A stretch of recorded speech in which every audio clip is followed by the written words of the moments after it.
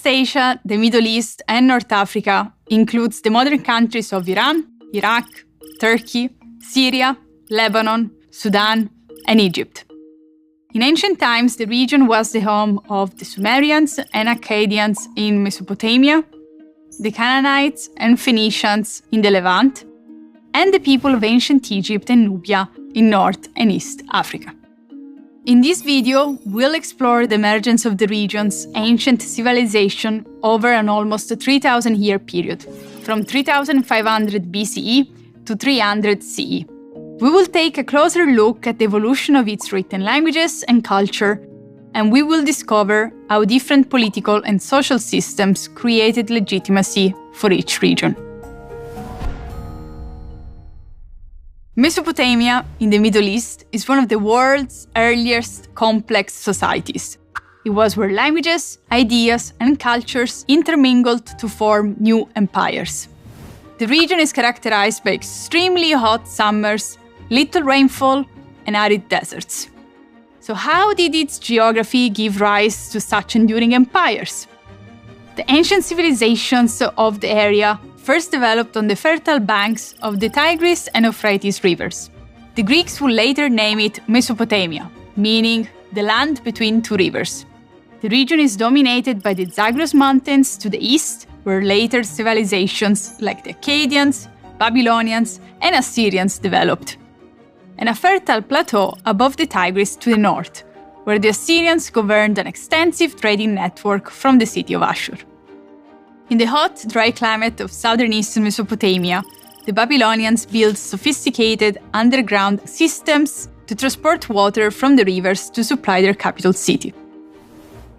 In Africa, the life-giving waters of the river Nile gave rise to two other great civilizations, Nubia and the kingdoms of Upper and Lower Egypt. Around 3100 BCE, these kingdoms united to form Egypt's first dynasty under the legendary king Menes. The Nile's yearly soil-replenishing floods were essential for agriculture, while the protective boundaries of the Arabian and the Sahara deserts insulated Egyptian society, allowing it to flourish for almost 30 centuries. The nearby Nubian civilization spread from the shores of the Red Sea, south to Khartoum, and west to the Libyan desert. A number of Phoenician cities developed along the eastern Mediterranean coast from around 1500 BCE. Masters of the sea and trade, their influence spread throughout the region. Cities also flourished on the fertile plains of the Levant, where several kingdoms were located. All these regions developed and grew in part due to the geography of the area, characterized by rivers and rich farmland. And access to the seas and trade allowed the exchange of goods and ideas. Written language would revolutionize the pace of development and interactions between the ancient civilizations of the Middle East and North Africa. The Sumerians in Mesopotamia introduced the first ever written language, cuneiform, in around 3500 BCE. The written language uses up to 1,000 characters to sound out the syllables of words.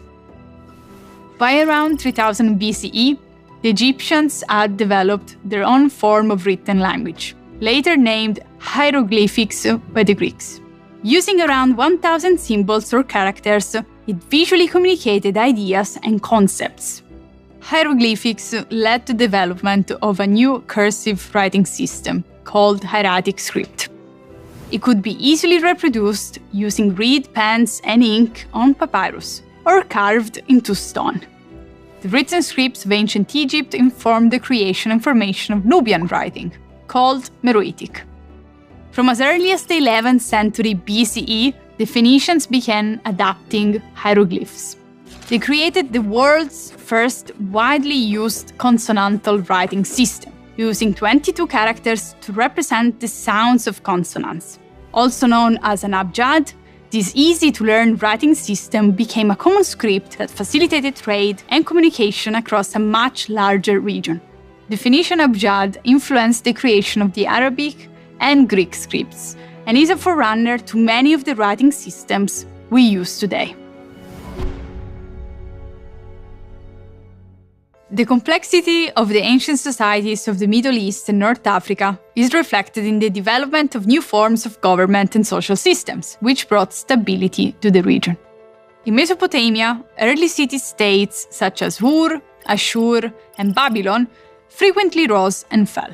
To bring stability, new systems of rule emerged. Here, the king, along with his priests and officials, were believed to be handpicked by the gods to lead the people.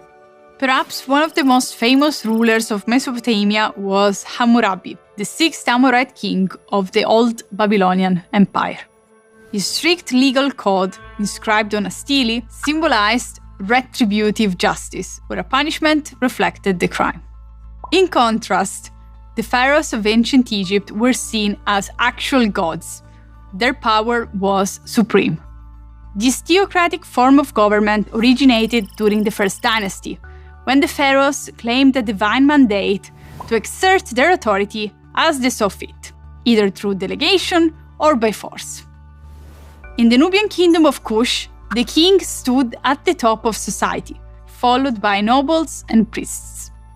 As the Nubians extended their empire during the 25th dynasty, they built fortresses and garrisons to protect their boundaries and trade routes.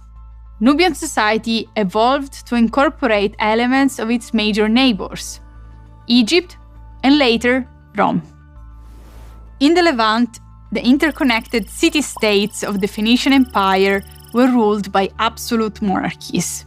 Kings could call on a council of elders for advice, but largely delegated responsibility for the running of society to members of an elite class and priests, many of whom also controlled the trade flowing through its ports. Learning about the ancient civilizations of the Middle East and North Africa helps us to understand the significance of the region as the cradle of the scriptural religions.